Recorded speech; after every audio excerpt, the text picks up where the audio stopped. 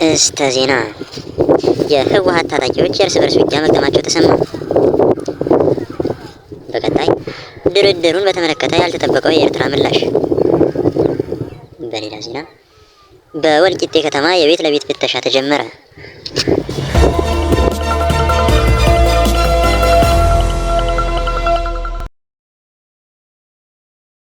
የህወሓት ታጣቂዎች የእርስ በርስ ውጊያ መግጠማቸው ተሰምቷል። በትላንትናው ዕለት በራያ ባላ ወረዳ ህብረትና ባንዲራ በተባሉ ሁለት ቀበሌዎች ውስጥ በህወሓት አርሚ 43 እና አርሚ 24 ውስጥ የሚገኙ ሁለት ክፍለ ጦሮች እርስ በርሳቸው ባደረጉት የተኩስ ልውውጥ ከሁለቱም ወገኖች በኩል 26ቱ መቁሰላቸውና 5ቱ ደግሞ መሞታቸው ተዘግቧል። በተጨማሪም አንድ ፓትሮል በቦምብ የተቃጠለ ሲሆን ቁስለኞቹ በአላማጣና መሆኒ ጤና ጣቢያዎች ሕክምና እየተደረገላቸው እንደሚገኝ ተገልጿል።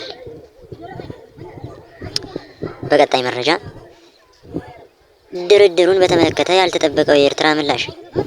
በኢትዮጵያ የኤርትራ ኤምባሲ ዋና ጉዳይ ፈጻሚ አቶ ቢንያም በርሄ ምላሽ ሰጥተዋል።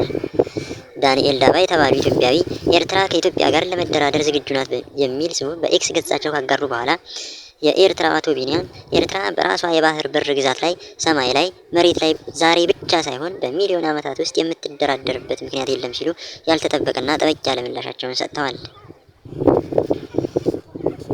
በሌላ ዜና በወልቂጤ ከተማ የቤት ለቤት ፍተሻ መጀመሩ ተገለጸ። በጉራጌ ወልቂጤ ከተማ ሰሞኑን የጸጥታ አካላት ላይ ያነጣጠረ ግድያና የመሳሪያ ዝርፊያ መበራከቱን ተከትሎ የከተማ ፖሊስና የጸጥታ ኃይል ቤት ለቤት ፍተሻ ማድረግ ጀምሯል። በወልቂጤ ፖሊስ ጣቢያ ላይ ጥቃት በመሰንዘር ፖሊስ ጣቢያው በተደጋጋሚ የተዘረፈ ሲሆን አሁን ደግሞ የጸጥታ አካላትን በመግደል መሳሪያ መቀማት መባባሱን ተከትሎ በከተማዋ የቤት ለቤት ፍተሻ በማድረግ የተወሰኑ ተጠርጣሪዎች እንደተያዙ ምንጮቹ ገልጸዋል።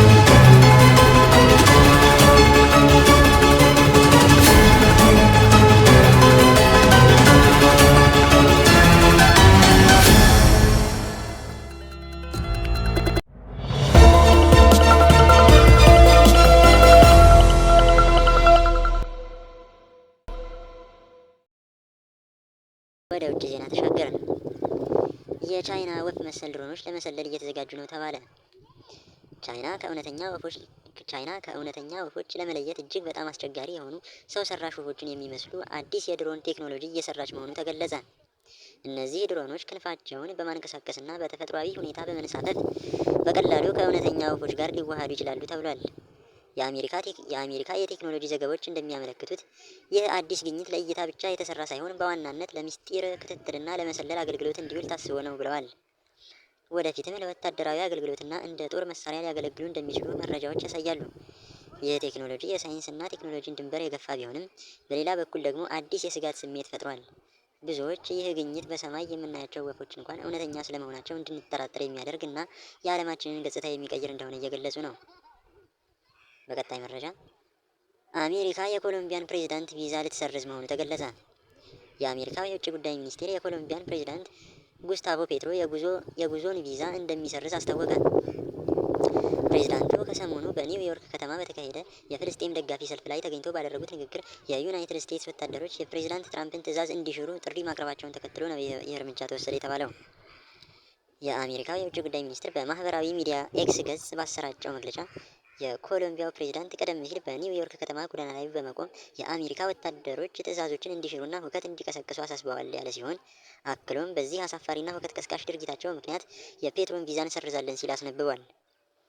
ፕሬዝዳንት ፔትሮ በተባበሩት መንግስታት ድርጅት ጠቅላላ ጉባኤ ላይ ለመገኘት በአሜሪካ የነበሩ ሲሆን ሰልፉ ላይ ባደረጉት ንግግር ዓለም አቀፍ ኃይል በጋዛ እንዲቋቋም ጥሪ ያቀረቡ ሲሆን የአሜሪካ ወታደሮችንም ጠመንጃዎቻችሁን በሰው ልጆች ላይ አታንሱ በማለት በቅስቀሳው ወቅት ማሳሰባቸው ይታወሳል። ይሁን እንጂ የኮሎምቢያው ፕሬዝዳንት በበኩላቸው ቪዛዬ መሰረዙን አልተጨነቅኩበትም በማለት ውሳኔውን ያጣጣሉ ሲሆን በተጨማሪም የአውሮፓ ዜግነት ያላቸው መሆኑንና ቪዛ እንደማያስፈልጋቸውም ገልጸዋል። ይህ እርምጃ በአሜሪካና በኮሎምቢያ መካከል ያለውን ግንኙነት ውጥረት ውስጥ የከተተው ሲሆን በተለይም ኮሎምቢያ ለመጀመሪያ ጊዜ በግራ ዘመም መሪ ስም መምራቷን ተከትሎ ውጥረቱ እየጨመረ መምጣቱን የዓለም አቀፍ ጉዳይ ታዛቢዎች ትንታኔ እየሰጡበት ይገኛል። አበቃን። ቸር ያሰማን። መልካም ጊዜ ተመኘን።